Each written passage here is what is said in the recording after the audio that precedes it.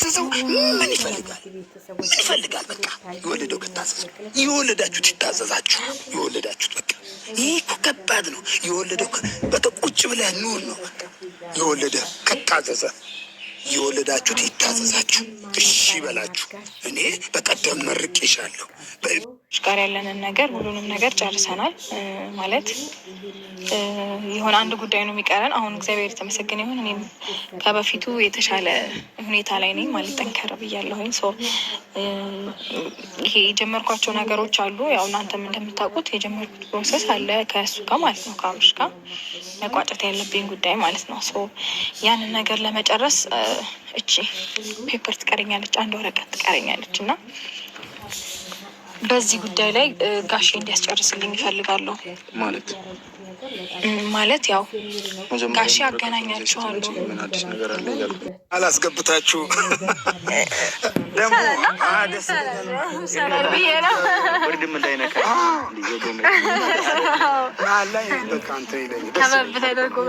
የወለደው በተቁጭ ብለህ ኑር ነው። የወለደ ከታዘዘ የወለዳችሁት ይታዘዛችሁ። እሺ በላችሁ። እኔ በቀደም መርቄሻለሁ። ይሄ ደግሞ ወረቀቱ ደግሞ ሳነበው እንዴ እስከዚህ ድረስ ብዬ እኔ አለው ለእሺ ይሄ ሲጻፍ እኔ ደግሞ አትራትኝም። ይሄ ነገር እንዲህ ሊሰራ ነኝ አትኝም። ከኔ የሚያልፍ ነገር አለ። እኔ በዚህ ነገር መረዳት አለብሽ። አግኝቼ ላውራው፣ አብርሽን አግኝቼ ላውራው። በቃ በዚህ ሰዓት አግኝቼ እስካወራው ድረስ ትንሽ ቢያንስ የተወሰነ ጊዜያቶችን እንድትሰጪኝ እፈልጋለሁ አይደል ያለችው። በቃ ያለውን ነገር አብርሃም መጡ እኛን አታከብርም፣ ራስን አታከብር ማለት እንዴ እንጃ ምን አይነት ንቀት ቤተሰብ እንደሆነ ያሳደገ ከትትና ጋር አሁን ዛሬ ደርሰህ ደግሞ ሩታ ትጠያቂነች ብትለውስ በቃ አልፈልግህም ብላ ካባረረችው ለምንድን ነው? ለመለያየት ነው። መጣላትና መለያየት እኮ ይለያያል። ቤት ድረስ መኪና ገዝቶ እናንተ እየገፋፋችሁት ነው ማለት ነው። እሷ እንደዛ ተረጋግታ እና ከዛ መኪና ገዝቶ ሊያባብላት ቤት ድረስ ሄዳ አይደለ?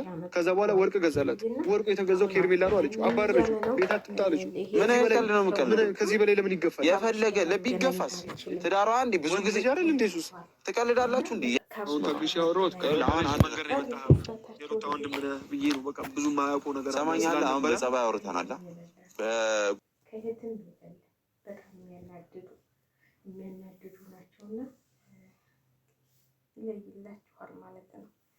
ማንም ሰው ጥሩ ነገር ሲሰራ እንጂ እንደዚህ መጥፎ አስተሳሰብ ያለው ሰው አለ ብዬ አላስብም። እና በጣም የሚገርም ነገር እንግዲህ የዛሬውማ የተለየ ነው እና ያው ወንድሟን መጥቷል። ሩታዬም እንግዲህ እችን ፍልቅልቅ እቺ እኔ እንጃ ትትናዋ ራሱ እየጨመረ መጥቷል ተበፊቱ ማለት ነው። የሆነ በቃ እንትልነቷ ደግነቷ የሆነ ለሰው የምታስበው ክብር ለሰው መስጠቷ ማለት ነው። ልጃቸው ያላከበራቸውን እሷ እንደዚህ በቃ እሳቸውን በትትና በቃ ለምን እንደዚህ ሰሩ ሁሉም ነገር ይስተካከላል። ልጅ እሺ በልሽ መድኃኒዓለም የወለሽው ልጅ ይባረክልሽ እሺ በልሽ ሲሉ እሳቸው ራሱ በጣም ነው ያሳዘኑኝም። በቃ አባትነት እንደዚህ መስዋዕትነት መሆን ነው ብዬ አሰብኩ። ማለት የሁላችንም አባቶች ጊዜ ባይሰጠን ነው እንጂ እኔ በነገራችን ላይ ልሹኒ አባቴን በጣም ነው የምወደው። በነገራችን ላይ እኔ እስካሁን ድረስ ሞቶ ራሱ በአባቴ ድርድር አላውቅም። አባቴን የሆነ ነገር ሞቶ ሰው የሆነ ነገር ከተባለ ስለ አባቴ ትትወላ እንዲህ ነው የሚያንገሸግሸኝ ማለት ነው። በጣም ነው አባቴን የምወደውና እኔ አባቴን እወዳለሁ በጣም ነው። አባቴን ቀርቶ የአባቴን ቤተሰቦች በጣም ነው የምወዳቸው ማለት ነው። ለምን እንደሆነ አላውቅም። በጣም ለአባቴ ብዙ ልዩ ስሜት አለ። እኔ ልጅ ሁኔ ያሉ ልብስ እንደዚህ በአንድ ቀን ነው ድንጋይ ይሸከማለሁ። ልጅ ሁኔ በድንጋይ ነው የምጫወተውና ልብስ አንድ ቀን አልለብስም። በቃ ገነጣጥሬው ነው የምመጣውና አባቴ ብዙ በቃ በእኔ በኩል አሉ ብዙ እንደዚህ ለምን ልጄ ራቁቷን ትሄዳለች? ልብስ አንድ ቀን ተገዝቶ በቃ የለም።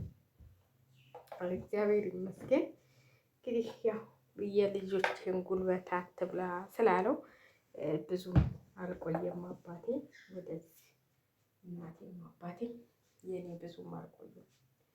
ያው እግዚአብሔር ይመስገን ይባላል። ምንም ማለት ነው። በጣም ያሳዝነኛል አንዳንዴ ሳስበው ማለት ነው። ምንም ሰው ስትሆኑ በቤተሰቦቻችሁ ይከፋችኋል፣ ያዝናችሁ፣ ታዝናላችሁ እና እግዚአብሔር ይመስገን። ለማንኛውም ለሁሉም ነገር እግዚአብሔር ይመስገን። ለኛ ጥሩ ነገር እንትን ቢል ነው እና በጣም የሚያስደስቱ አባት ናቸው። አባቶች ሁሉ እንደሳቸው ይሁኑልን። የአባት ያላችሁ አባቶቻችሁን አክብሩ፣ እናቶቻችሁን አክብሩ። እናት ያላችሁ አብሶ እናት ያላችሁ፣ እናትማ መቼም እናት ነች። እኔ በነገራችን ላይ ከአባቴ ከእናቴ ብዙም ጋር አንስማማም ነበር። እኔም ልጅ ነበርኩኝ በ5 ዓመት ብዙም በእናቴ ጋር እንኳን ብዙም እንትን የለኝም፣ ግን አባቴን በጣም ነበር የምወደው። አባቴን በጣም በቃ ከምነግራችሁ በላይ ልጅ ሁኒ ወይኔ አባቴ ራሱ ስሙን ታነሱ አጎቴ ራሱ እስካሁን ድረስ አጎቴ ጋር ቂም አለኝ እና እናቴ እንደሞተች ይዛን ስትመጣ አያቴ ለምን ይዘሽ መጣሽ ምናምን ብሎ እናቴ አያቴን ሲወቅሳል፣ እሱ ብቻውን እንዴት ያደርጋቸዋል? ልጆች ናቸው። ስለዚህ ግዴታ እኔ ጋ ነው መሆን። የእሱን ምግብ አንበላ፣ የእሱን እንትን አንል፣ ከእሱ ቤት አንሄድ። ሞልቷል።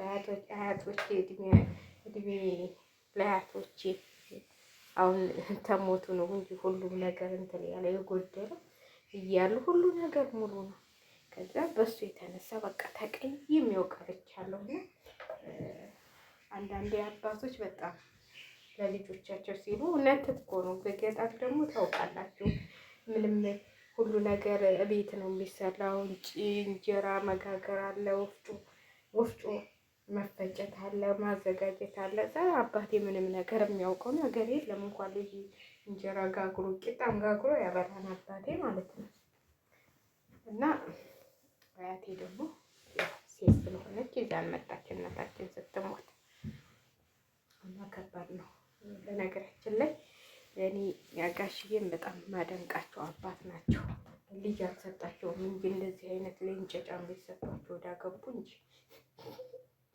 እንደዚህ አይነት አልጋ ላይ ሄዶ አልጋ ላይ ተይዞ እንደው በቃ ጉንጩን የሚያስም በቃ ጉንጩን ስማ ጨረሰችው እኮ ስማ ምን ሆና እንደሆነ እኮ ነው ያላውቅም። በእናታችሁ መጭ ጨረሰችው እኮ እኔ እኮ በጉንጩ ልደፍረው ነው እንዲችልሽ ጉድ እኮ ነው ዘንድ እችን የመሰለች የተረጋጋች ሚስት እያለችው በዚች እርኩስ በዚች ግብ ጋር እንግዲህ ምን ታደርጉታላችሁ? አንዳንዴ በምን እንዳስተከፉት እነዚህ እና አቤል አንጥተው እንግዲህ አቤልም እና ያለን ልብ ደረቱን አንድ አልጋ ላይ ታገኟቸው ብሎ ወንድምየው ደፍቼው ነው የምሄደው። ኧረ እሱማ አንድ አልጋ ላይ አይተኛም እናቴ። አንተ አሁን ይህን ቪዲዮ አይቶ ጊዜ ቅዘኑን እየቀዘነ ነው። አንተ ስጠፈጥፈው እንኳን ሽጉጥ አውጥተህበት እናቴ ጥፊህንም ይፈራል። ስለዚህ አልጋ ላይ አታገኘውም። አሁን ቶሎ ብሎ ሪፖርት ያቀርብላታል። እየመጣ ነው ብሎ መጥቷል ብሎ እና እዛ ጋር ጋሽዬ ለማስተካከል ወጣ ለዚህ ጋር እነሱ ያፈልሳሉ። እንግዲህ ምን እንደሆነ አላውቅም ማለት ነው። እቺ ልጅ ግን የሆነ ሰይጣን አለባት መሰለኝ። እቺ ሄርሜላ የምትባለው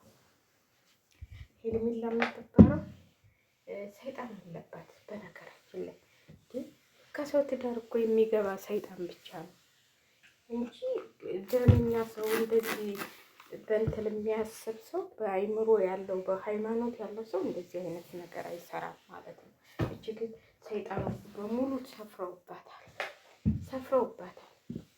ካሜራማኑ ራሱ እንዲያስጠላኝ እንዴ እንጀራው ነው አለች እኮ።